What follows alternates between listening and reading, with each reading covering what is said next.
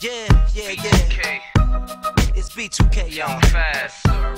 Welcome, ladies and gentlemen. Yes, to the You Got Served soundtrack. Yeah.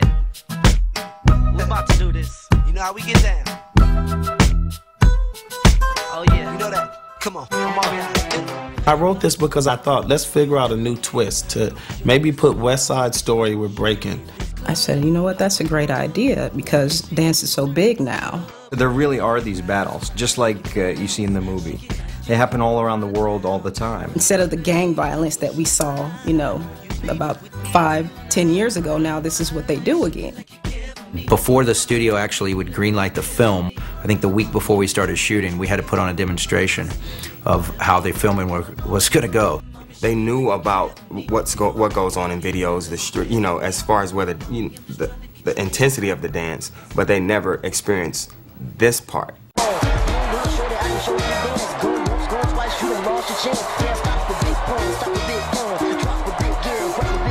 I have a passion for both acting and singing, but when you sing it, it's just, you can express yourself through music, and it's a lot easier because you can just be you. You know, you go on stage, you perform, but acting, you have to be somebody else. You know, acting is just not about going into the scene and saying your lines. You know, lines will come. It's about knowing, you know, when you step into that environment, that you take heed to that environment as if you were really in that situation. These guys are really trying to do some acting here.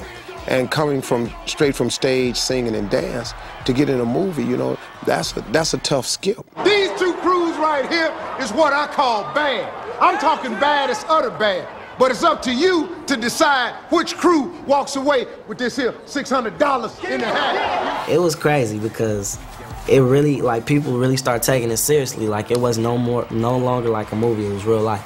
With this movie, I felt like by it being our first feature, you know, it being our first thing that we did on the big screen, we can make you feel the intensity in the battles because it's what we do. Well. Seems to me like the money in the hat goes to David and L. I got the character and explained the character to me over and over and over until I just started to actually become him, you know. So when I got on set, it was just him. Hey, Big Yo, do your thing out there, man. Nah, man, that's twisted, man. We won. No, whoa, now, young blood. Don't come up in here with all that disrespect. That ain't how it work around here. You heard the people, you lost. Now, you don't like the result, you take yourself, you take your little crew, and you get to practice it, you bring it back here, and we settle it on the floor like men. Chris Stokes sent it over to my office, you know, to take a look at this script. And at first, you know, we had a little difference about the script. He actually adjusted his role quite a bit because he wanted to make it even more positive. It was quite impressive to me to have someone say, I'm not going to play this role and I really don't care about the money unless it's positive. And I just asked him if they could make Mr. Rad really have a vested interest in these young guys and really be able to say something and try to give them little messages throughout. Then I can do the film. And we're gonna keep this whole thing nice, fair, and square. It's a lot of money we're talking about, but money ain't the most important thing. Friendship is the most important thing. You watch the film and you can see Omarion and Marcus can dance. So, I mean, whoever was going to play the bad guy to their good guys really needed to be able to dance very well. You will see other dance films, you know, and you will see, for instance, an actor in a film that tries to sing, but they've had to train for that film in particular. Whereas me, it's like, everything that I did in this film basically came natural for me because I've been training for this my entire life. Right away, I arranged for him to see the studio and Chris Stokes, and Chris loved him, and the studio loved him, and they decided to pair Robert Hoffman and Chris Jones together. Let's do this again sometime. We'd love to take your money. Again. Back over there, get back! Man, this ain't fair. Y'all cheated, y'all stole our moves. You're just mad. Because tonight, you suckers got served. I was also impressed by the ladies in the film too, quite a bit. I mean, Jennifer Freeman is phenomenal. She's obviously a very beautiful girl and quite a great actress. Congratulations. I was at the battle. I mean, I would have showed out if I knew you was coming. Wait, David, I've been knowing you all my life. You think I like you or something? Nah, but... Because I do like you. I thought it was a great script.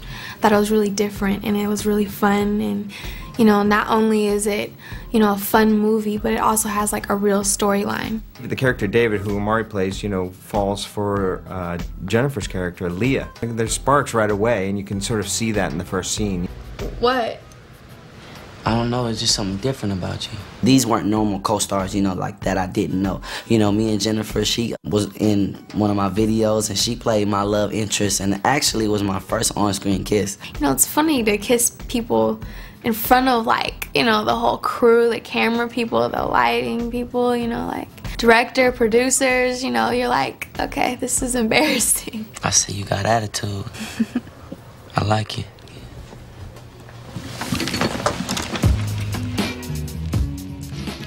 Jennifer plays the love interest really in this, and Megan plays her best friend, Beautiful. That's with 2 L's. This is my crazy best friend, Beautiful. And that's with 2 L's. You gotta accentuate the L's, you know, let it roll off your tongue. Oh, beautiful. Yes. So I read the script and I was just like, wow. I was just like really, really impressed. And when he told me that B2K was doing it, I was like, I know that they're gonna rock it because all of them are like natural actors, but they didn't really have the opportunity and good material to really show it. And so it was nice because they really got a chance to like show their, you know what I mean? I love Megan. Love her. She's gonna be that huge. She's like the young Vivica Fox, or, you know, she's the upcoming new thing for all the men to look at. No, Megan is a very fun person. I think we really get along very well because we're really fun people and we're very loving people. Who are you blowing your horn at? Hey! We are ladies, okay? You were supposed to say, excuse me, miss. It's David. For me, it was just to be a good friend to this younger sister type of person, and also just to be, you know, a little bit of who I am. So beautiful. You need us to drop you off anywhere? I push my own wheels. Thank you. Have fun. She's that crazy character, and I'm that soft, vulnerable person. And so it's like we both just cling together and become best friends. You know what they say, hot chocolate make the pain go away. Who says that? Me. Anything that's hot and chocolate, girl, you know you can't go wrong. I just wanted to like do the whole thing. I did the blue streaks in the hair, the blue contacts, the blue nails when they curl over. I just was like, let me just take her there. The who, what, where, when, and why. Legendary styles that we spit on the mind. Whether memorized or they improvised. You don't know now, you don't fast.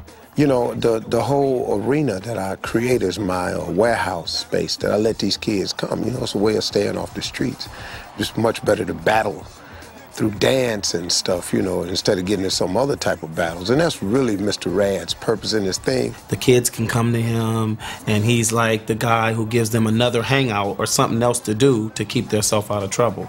But, you know, he loves the kids, and he wants the kids to still know that this is the right way to do it. This is a fair and square deal that we're shooting for, and it's the law. It's winner take all, but it's done fairly. There is no favoritism here, even though I like David and Elgin's crew. Got your ass whooped tonight, but I done seen y'all whoop a many ass right in this same place. Now you lost. Tell you something my father told me. You remember this, is if it don't kill you, it make you stronger. Mr. Rad was like our pops. He really looked out for us, you know, made sure we didn't make the wrong decisions. Like when we made the wrong decision and spent $5,000 and lost, like, you know, like before, he's like, you sure about this? Because he really cared about us, and he really was our positive role model. When they need something, they come to me. If they need a favor, they come to me, you know. I bought them their first suits. Oh, my suit? Oh, you ain't heard about my suit? Oh, man. Steve Harvey, he actually got me my first cold suit. Steve Harvey bought us these dope suits from his personal, I guess, designer dresser, Taylor. There we go. Thank you, Taylor. I got the name engraved in there and everything. Mr. Granberry, it was nice. Steve, oh man, he's a good guy. Thanks, Steve. We need some more suits, man. They're expensive. Them suits cost like $1,500. So I don't know. I still got it hanging up. I mean, it was cool to watch, you know, cats develop like that and discover that there's some other things outside of some Timberland boots and some big jeans. You need a suit to get a job. Tell me last night didn't happen. It happened. Damn. Tell me Sonny didn't diss us and Wade didn't play us for $5,000. We can make some of that money back tonight. I called Emerald, he said we could roll through. That's straight. I'm still bugging though, D. How the hell we lose 5 G's in 10 minutes, man? Outside of that, the movies, these kids, man, you know, I've never been a dancer, so.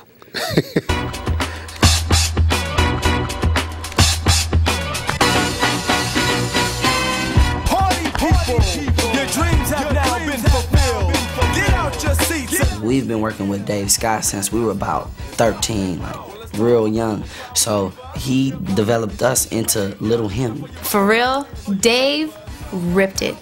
I was just like, I couldn't believe it. I took the B-boys style, added it to, you know, the hip hop and the funk of all the dance, and blended it together and made a whole crew. Alone, keep it tight. The mother fools just can't freak the mic, man. You don't know now, but you gon' find out. Who got underground on the world smoking hot? Who got the mic to serve you, Bumble Cloud? There's like so many different styles of choreography, so many different styles of dancing. There's like jazz, hip hop, pop, ballet, b-boy, and break dancing. So he mixed all that in. I could do tap dance, I could do, you know, jazz. I do a little bit of everything now, you know, just from this experience of the movie. Different crews have different personalities. They come from different places, so they bring different things to the table.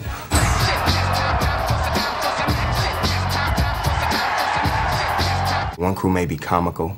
That's their thing. That's what wins them over. They use humor with their dance. You know, it's a lot of bravado between them. You know, a lot of brag and a lot of woofing, spitting game, and they going back and forth, and it's a lot of that street stuff in it.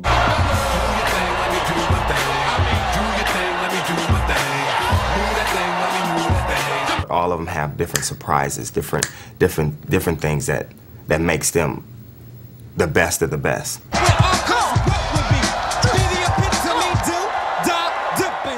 Dancers are incredibly underrated because they don't get the recognition that I think that they deserve for being so talented. They're just as talented as actors and musicians. To dance is a hard thing. I can't dance.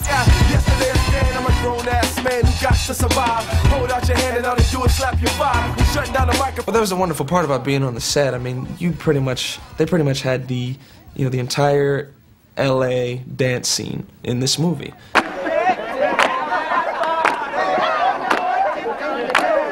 Like, I was like, oh my God, I'm around all of these dancers that just have, you know, not one talent. Like, it's not, you know, you could just dance, but it's like, dudes could do backflips, like standing straight still in the air. I mean, it was so much like talent around. Like, I was just like a sponge and I was soaking everything up.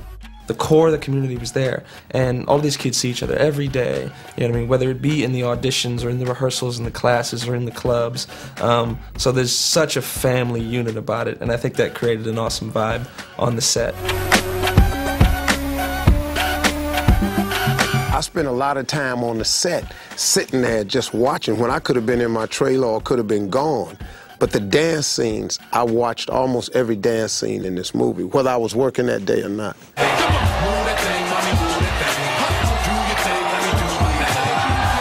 The whole battle thing is just about who's better and who ends up on top in the end. So it was a lot of fun because, you know, I never got to battle before.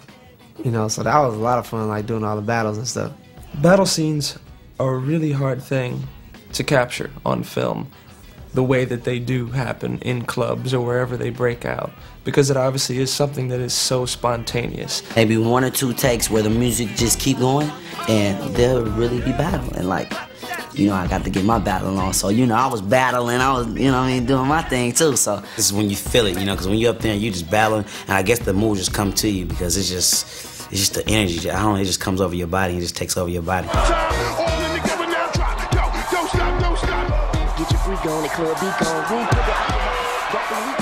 In the script, crews had to lose. They wasn't trying to lose. As soon as they was losing, they was going back and fixing stuff and like, okay, we need to put this here. So, you know, we like, guys, you can't do that. This is a movie, you know. All the dancers were so talented, nobody wanted to lose. So I had to deal with that. Nobody wanted to lose.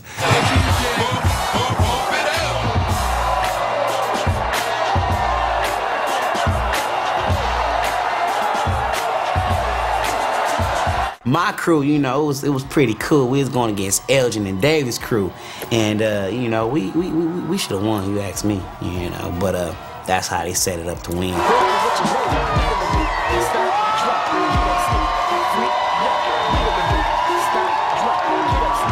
We'll have numbers to each routine. They'll be like, number two, or do number 3. And we'll be battling each other, not knowing like who's gonna win or like what's gonna happen next. So it was like a real battle. It was fun, and it was something that we didn't want to stop. Like they say, cutting battles would keep on going. We'd be playing around, I'd just be like, boom, boom, and he'd just be like, okay, boom, boom, and he'd just turn it into a step or whatever the case. We just be in there vibing. It made it really hard, difficult to see who won, and I had to kind of change up some of the choreography because the lesser crew, I should say, I call them the whack crew, they did it so hard I had to change up some of their choreography and some of the best crew in order for them to win because they were going, nobody, I should say again, wanted to lose, no one. If you watch carefully in the film, David does this backflip move, you know, against Columbus, sort of pushes him away like it's a real battle. This guy's real close to him. He does a backflip like off his chest and he goes like that or whatever. That was real. That wasn't in the script. That was just Omarion and Columbus just freestyling. When he did it, everybody was just like, oh my God, everybody ran off the set. Everybody was just like, oh, that was incredible. Did you see that? Did you see that? Even the people on that crew was just like, oh man, like, he got you, dog. It was fun. Hell, dog, we was on point tonight. They was feeling us. I mean, can you imagine when we blow up and we in front of thousands of fans? It was tough because me and Omarion are brothers. That's my brother, so we had to become the same age. We had to relate to each other as friends and not like big brother, little brothers. Look, man, this is the last time. You said that last time. It was the time where me and Omarion, this is David, we were fighting. So like, it was like a week of us like doing all the scenes that we were like fighting in, like we weren't cool. So we really like didn't talk to each other when we got home.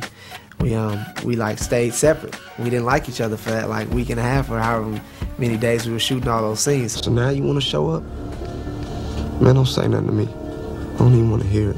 What happened? Man, you left me out there hanging tonight. That's what happened.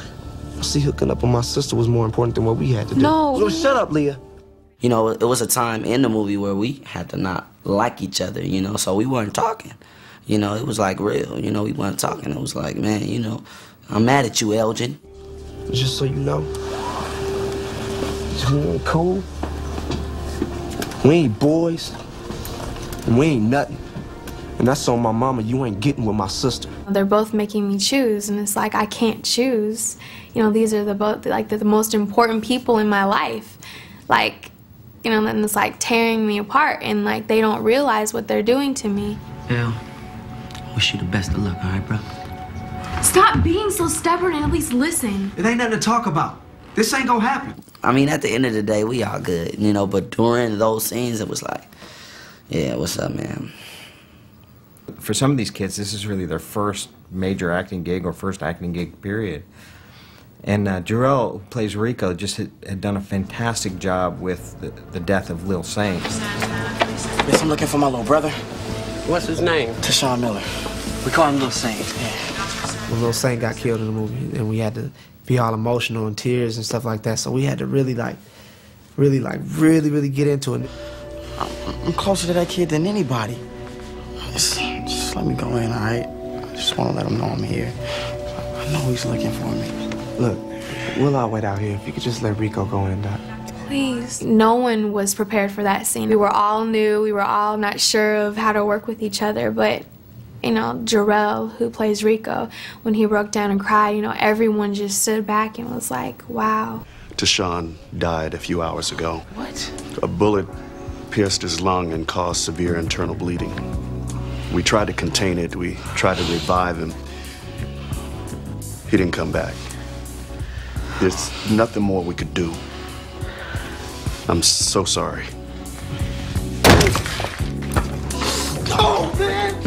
Let me go! And that scene, which is one of the most emotional scenes in the film, was the first day of shooting. Cut! One more time! Chris Stokes really sort of insisted that everyone be involved in the picture. It was really a fantastic way to approach this. I just thought that he really had an understanding of what he wanted to do. Him already having the rapport with these actors and actresses, and even having friendships with Jennifer Freeman and having friendships with Megan Good, it becomes a lot easier, I think, for him to give them direction. We have a personal relationship, and that's my manager. You know, it's not like Chris could get frustrated with me, you know? Like, it's like my friend, you know? It's like, man, you got to do this line, play it, come on. He was really, like, on our butts, like, all the time. Like, you gotta, you know what I'm saying? He takes 110%, and that's all. You can't slack off, you know? He gets mad, you know, when you ain't doing your thing. When he sets his mind to work with you or do anything with you, he will give you 100% of him. You know, singing and choreographed steps on stage and in the music business, but then to bring them together to do a film, and then to watch him coach his own kids in acting, because he knows this is part of their total career. And it's really good to be able to help their talent beyond singing shine to the world. Hell, I know we ain't cool, but I ain't gonna have too much more of you swinging. If you wouldn't have left him out in the cold, he wouldn't have a reason to swing on you now. I didn't. Hey, this between me and my boy. He ain't your boy no more. Hey, chill, Vic. Why you trying to start something, man? What you want to do, man? Yeah, what you want to do, boy? In the movie, I just, you know, these are my kids, man. That's the way I watched them grow up since they were real small. They've been in the neighborhood. And I saw the trouble they were in. I got some friends in the police department, and I saw their little business transaction going sideways. And so I made a couple calls, had a couple of other shady people get paid a visit, you know, because I got pulled like that. Look, I didn't even know you. I don't trust nobody. In my eyes, you're guilty until proven innocent. But I let them hang out there to dry. I want my money. Because you got to learn, unless you can't always know that you can do wrong and there's this guy that's going to fix it for you. I left them alone, and I let them sweat it out and think this was it. Mr. Rad knows everything that goes down in Mr. Rad's neighborhood. Now took care of it. Thank you. We should tell David and Elgin. I mean, they're all freaked out about it. No. Let's just let them keep on freaking out. That'll be good for them. Maybe they'll get some sense into their heads. Because in life, you're going to eat it sometimes, man. And it's how you handle it when you got to go down that determines where you go. If you learn to get up, then that's how you get over in life. And that's the truth.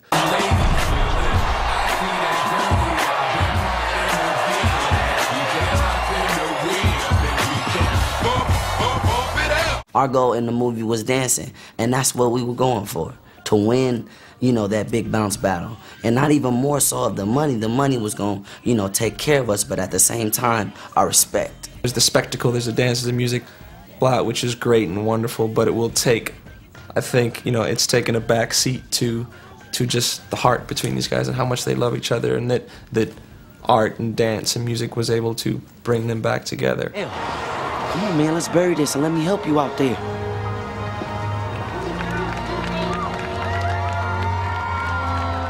A movie like this was important to make because it showed so many different characters going through different avenues and dealing with different things, you know, right from death to friendships to getting along to hopes and dreams and ambitions to falling in love to, you know, taking advice from their parents or an older person in their life. I think a lot of teenagers are going to be able to relate to it. It's some edgy stuff in this film, don't get me wrong, but it's hidden because it's just for a message to show that it's real, to keep you in the world of just the real world of what's going on, but it's still hidden because we want to keep it very clean and very, very nice for the kids and the parents to still come see it.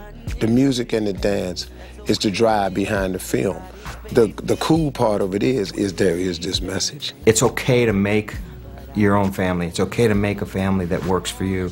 It's okay to pull your friends in and make them part of your family. I think that's one of the key things that I got from the movie. Is friendship is a lot. That means a lot. You know what I mean? It's always important to have a positive role model, either on TV or somebody that you know, somebody that you can look up to that's doing something positive, because when you're young, you always want to look up to somebody. A lot of people think, they look at a guy like myself who's a celebrity and doing well, you know, that we need more of us to step forward. Well, which is true. But guess what? If you are waiting on all of us to step forward, with the schedule a lot of us got, you're going to be waiting a long time. You don't have to be famous to make an impact in your neighborhood. You don't have to be famous or rich or none of that to make an impact, because the guys that made an impact in my life when I was growing up had no money, no TV shows, no sports contracts.